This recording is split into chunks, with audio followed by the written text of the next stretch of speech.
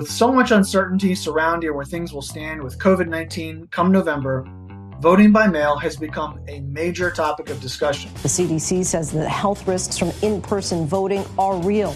How quickly could you get all 50 states running an election by vote by mail? Some have been and others still are skeptical of voting by mail. People cheat with mail-in voting. Access to vote-by-mail ballots is becoming a mainstream issue. But with so many Americans likely to vote by mail for the first time, there are a lot of questions about the process.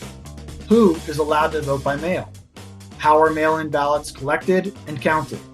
And does vote by mail lead to fraud? Here's what you should know. First, general elections are run entirely by state governments. Before COVID-19, there were 5 states that already conducted their elections entirely by mail, and another 28 where anyone who wanted to vote by mail could do so without restrictions. There were only 17 states that required someone to have an excuse, such as unavoidable travel or a serious illness. But since COVID, there's still a lot that is up in the air about how the fall elections will be handled. And it's important to remember that no matter what each state decides, demand from voters to cast ballots by mail will likely be so high in the fall that states will need several days after Election Day to fully count all their ballots. We probably won't know who won the presidential election on election night. So prepare yourself to wait a few days. So once your vote is cast, how are ballots collected and securely counted? Well, we can look at the 5 states that have been doing all-mail elections for several years to see what their best practices are. They make sure that each ballot has a barcode, so you can track it yourself to make sure it's been received by the state. They also train their election staff in how to properly do what's called signature match. That's where they compare the voter's signature on the ballot to what they have on file. The training is intended to ensure that each voter casts their own ballot, but also that ballots are not thrown out without a good cause. But let's say that despite all that, you're worried that the Postal Service might lose your ballot.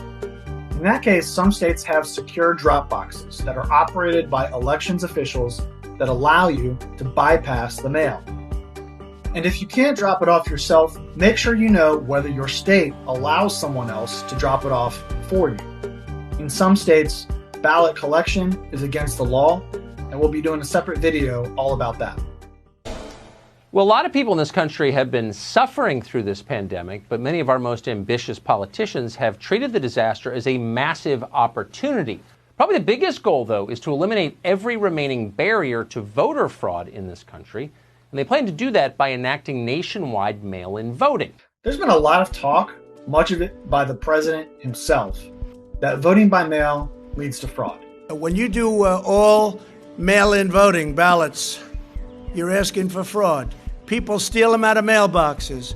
People print them, and then they sign them, and they give them in, and the people don't even know, or they're double counted. It's important to be precise when talking about something as vital as the integrity of our elections. The president is incorrect when he says that voting by mail will be substantially fraudulent. He has made a lot of similar statements. Mail-in ballots are a very dangerous thing. They're subject to massive fraud. But it was that one on May 26th that caused Twitter to take the unprecedented step of affixing a fact check to his tweet. This is something highly unusual. The president sent out this tweet at 8:17 this morning, and I don't know if you can see, but at the bottom of the screen it says, "Get the facts about mail-in ballots." But it's also important to be precise when fact-checking claims like these. Fraud does happen occasionally, but it's usually on a very small scale. And most importantly, it's usually committed by insiders, politicians, election officials, and political operatives. Bombshell development in North Carolina tonight. There will be a new election. State officials ordering that election in a congressional race amid sweeping allegations of tampered ballots. The Harris campaign is being accused of coordinating an effort to collect ballots from voters and either fill them in for Harris or throw them away if the vote was for McCready.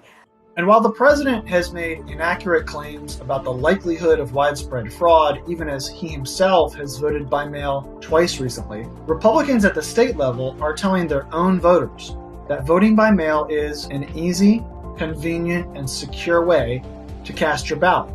That should tell you a lot about claims that voting by mail helps one party or another. There's no clear pattern.